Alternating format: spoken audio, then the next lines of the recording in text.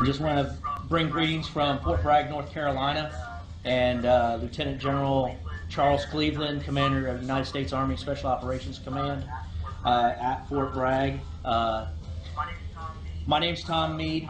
I'm a retired 20-year veteran of United States Army Special Forces, also known as the Green Berets. With me today I have J.R. Okendo, who spent 23 years in Special Operations. We actually served together in Afghanistan together. We have the distinct privilege of being able to give back to the force still. Today, we're here to discuss an exercise, and the purpose for us being here today is we're seeking written invitation and approval from local officials to be able to conduct a realistic military training exercise within Brazos County. The exercise will take place between July and September of this year. Just to go into a little bit and just explain what realistic military training is.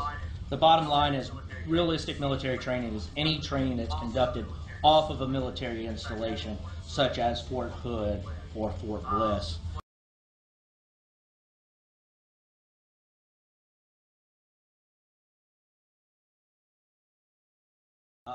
We are covering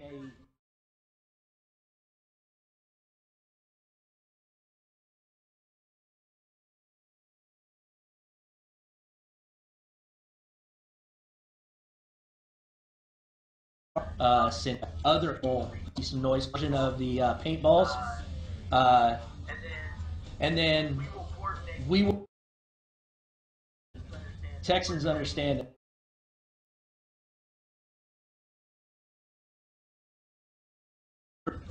Texans understand that we're training these guys to go out and be able to prepare our airmen, soldiers, and sailors to be able to go out and do the business of the United States military across the globe. And we appreciate that Texans are very supportive of everything. The exercise is going to hone their advanced skills. That's going to cause them to interact with other agencies that they don't normally interact with. And then we need large areas of undeveloped property from the bigger perspective of the exercise to be able to practice some of the things that they'll have to do overseas. What they've done in North Carolina is our public affairs office is very involved. They do newspaper ads, and they also run radio spots to announce that the exercise is going to occur. So that's where we'll engage the public affairs officer to get that messaging out.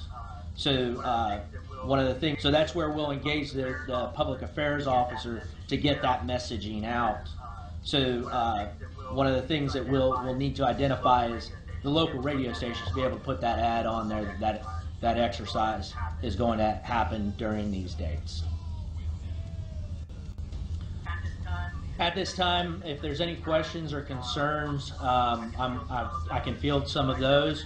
But I tell everybody, I know that the commissioners have the packet that I provided. The most important page that y'all, excuse me, how do I go back? You could do right click and then it should. Public affairs should be able to answer just about all of your questions. What will be the number of actual participants you'll have here during that time? For Teats and Riverside, it's a special mission. Nobody will be living here. They'll be coming in from basically Louisiana, flying in here with helicopters and doing surgical strikes on particular specific apparatuses at the Teats location where they have the rail train, and also on the Riverside where next to the airfield they have a warehouse there. So basically, no one will be staying here in Brazos County. They'll be coming in, doing the hit and extract. Probably traveled back and forth across the state of Texas probably about 10 times already since July of last year. But we have not ran into anyone who is not willing to help us out. Safety. The first thing, our number one priority at United States Army Special Operations Command is safety. not only for our exercise participants, but also for the civilians. So the communication with the law enforcement, we have medics that are assigned to each unit that will be moving with them. They each have at least 2, and plus we will also have an additional senior medical personnel who will be on the ground to be able to immediately respond.